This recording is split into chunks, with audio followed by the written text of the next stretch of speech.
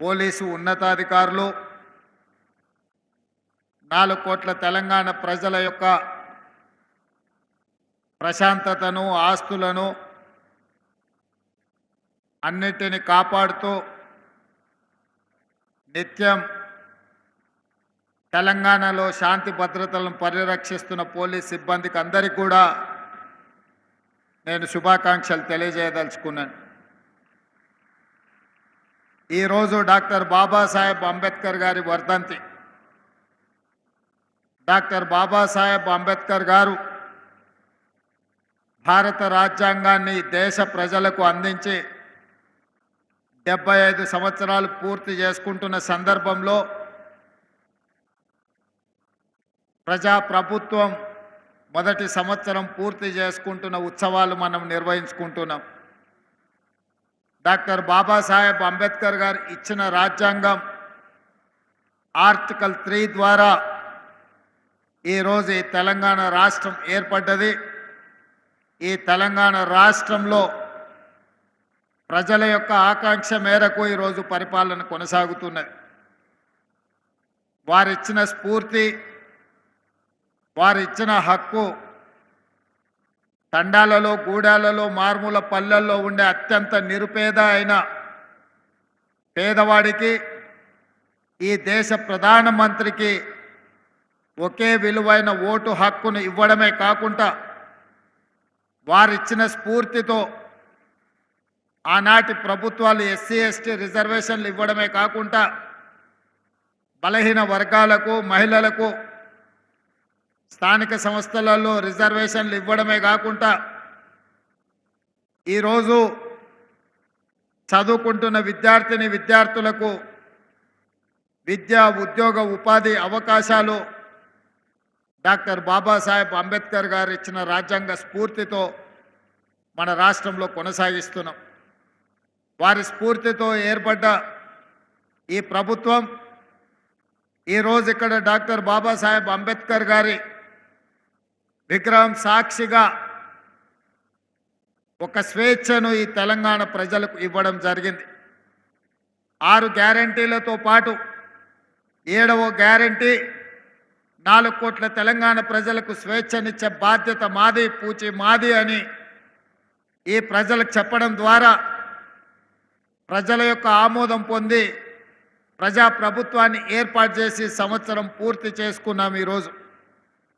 అదే సందర్భంలో ఈ సంవత్సర కాలంలో పోలీసు సిబ్బంది, హోంగార్డు నుంచి మొదలు పెడితే డీజీపీ వరకు ఆనాడు రాజకీయ ఒత్తిడిలో రాజకీయ ఆదేశాల మేరకే నియంత్రిస్తూ మీరు మీ ఉద్యోగ ధర్మాన్ని నిర్వహిస్తుంటే గత సంవత్సరం నుంచి ఎలాంటి రాజకీయ ఒత్తిడి లేకుండా, రాజకీయ పైరవీలకు తావు లేకుండా ప్రతి ఒక్కరికి ఉద్యోగము, ప్రతి ఒక్కరికి కీలకమైన బాధ్యత వారి సమర్థతను బట్టి వారికి ఆ హోదాలని ఈ ప్రభుత్వంలో ఇచ్చినామని నేను గర్వంగా చెప్పగలను. ఉన్నతాధికారుల విషయంలో వాళ్ళకు వచ్చిన అవకాశాలు ప్రభుత్వం క్షుణ్ణంగా పరిశీలించి ఎవరిని ఎక్కడ నియమిస్తే ఈ తెలంగాణ రాష్ట్రంలో పరిపాలన గొప్పగా సాగుతుందో, శాంతి భద్రతలను కాపాడుతామో అన్ని అంచనా వేసుకొని నియామకాలు చేపట్టడం జరిగింది. ఏ అధికారి కూడా తన యొక్క నియామకము టీవీలలో చూసుకోవడమే తప్ప ఎవరికి కూడా ఎలాంటి పైరవీలకు ఆస్కారం లేకుండా ఈ సంవత్సర కాలం పోలీసు సిబ్బంది నియామకాలు జరిగింది అని చెప్పి నేను ఈ సందర్భంగా గొప్పగా చెప్పదలుచుకున్నాను.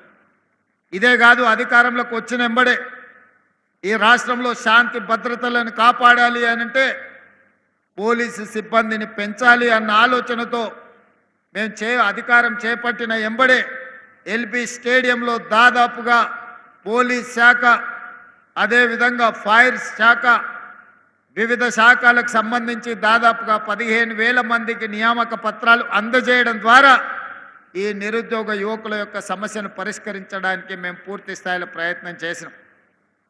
నియామక పత్రాలు అందించినప్పుడు కానిస్టేబుల్ ఉద్యోగం అంటే ఇంటర్ పాస్ అయిన వాళ్ళు, డిగ్రీ ఫెయిల్ అయిన వాళ్ళు కానిస్టేబుల్ ఉద్యోగానికి వస్తారన్న ఒక ఆలోచన పటాపంచలు చేస్తూ బీటెక్, ఎంటెక్ చదువుకున్న వాళ్ళు పెద్ద పెద్ద పీజీ పిహెచ్డీలు చేసిన వాళ్ళు కూడా కానిస్టేబుల్ ఉద్యోగానికి ఈరోజు జాయిన్ అవుతున్నారంటే కానిస్టేబుల్ ఉద్యోగం కూడా ఆత్మ గౌరవంతో కూడుకున్నది.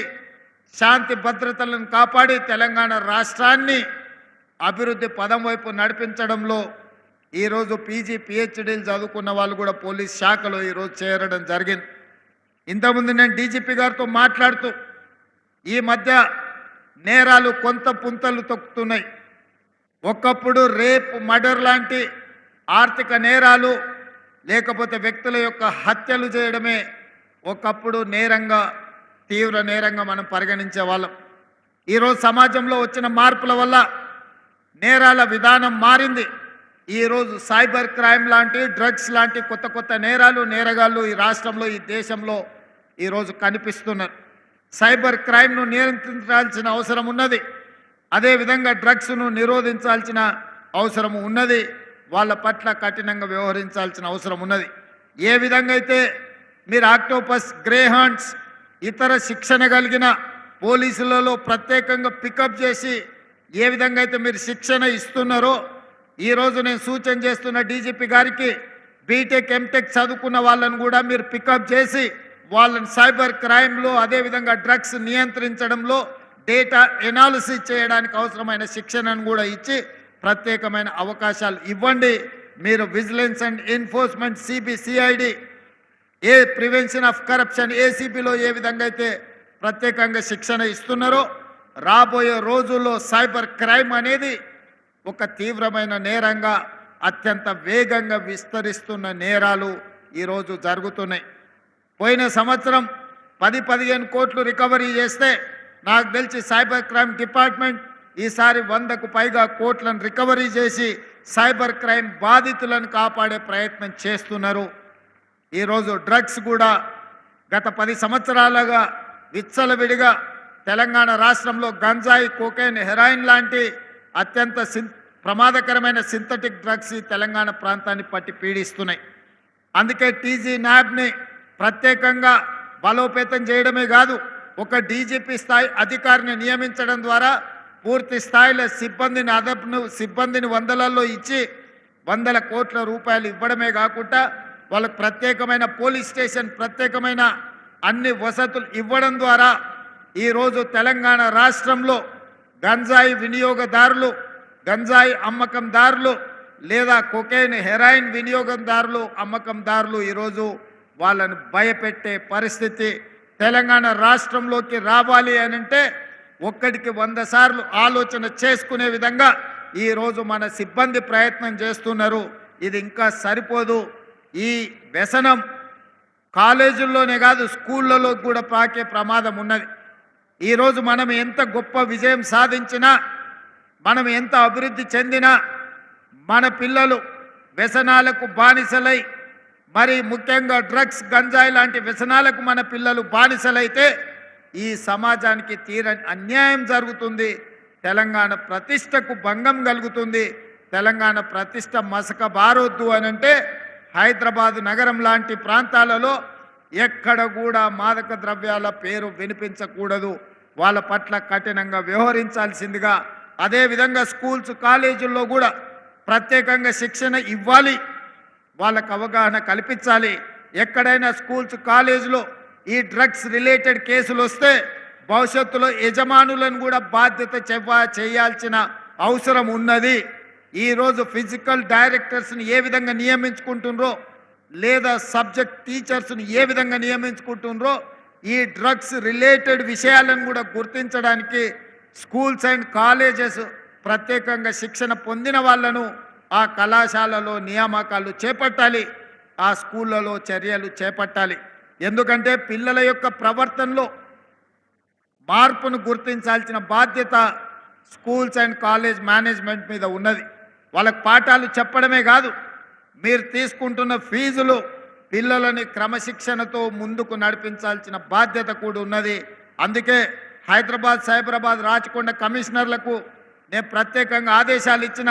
స్కూల్స్ అండ్ కాలేజీల యాజమాన్యాలను పిలిపించి వాళ్ళందరికీ కూడా ఒక అవగాహన సదస్సులాగా పెట్టి వాళ్ళతో ఇంటరాక్ట్ అయ్యి ప్రభుత్వం యొక్క ఆలోచనను వాళ్ళకు చెప్పండి.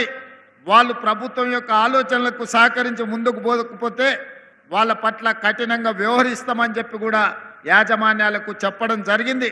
సత్ఫలితాలను సాధిస్తున్నాం, కానీ ఇది సరిపోదు.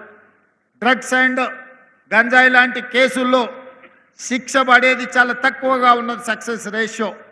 దీనికోసం ప్రత్యేకంగా న్యాయ వ్యవస్థను, అదేవిధంగా న్యాయవాదులను, సుశిక్షితులైన ఇన్వెస్టిగేటింగ్ ఆఫీసర్లను మీరు శిక్షణ ఇవ్వాల్సిన అవసరం ఉన్నది. ఎందుకంటే 4-5 సంవత్సరాల తర్వాత మీరు నమోదు చేస్తున్న కేసులు వీగిపోతున్నాయి. న్యాయస్థానాలలో శిక్ష విధించే విధంగా చర్యలు చేపట్టడంలో కొంత వెనుకబడుతున్నాం. కాబట్టి అందుకే అధికారులతో మాట్లాడిన నేను తర్వాత సమీక్ష చేస్తా చీఫ్ సెక్రటరీ ఉన్నతాధికారులతో. వీటి కోసం ఏదైనా స్పెషల్ కోర్ట్స్ పెట్టడం ద్వారా, ప్రత్యేకమైన కోర్టులను పెట్టి వితిన్ 6 monthsలోనే ఈ డ్రగ్స్ అండ్ రిలేటెడ్ కేసులన్నిటిని కూడా, సైబర్ క్రైమ్ కేసులను కూడా చాలా ఫాస్ట్ ట్రాక్ కోర్టులో పెట్టి వాటిని పరిష్కరించడానికి అవసరమైన చర్యలు కూడా ఈరోజు చేపట్టాలనుకుంటున్నాం.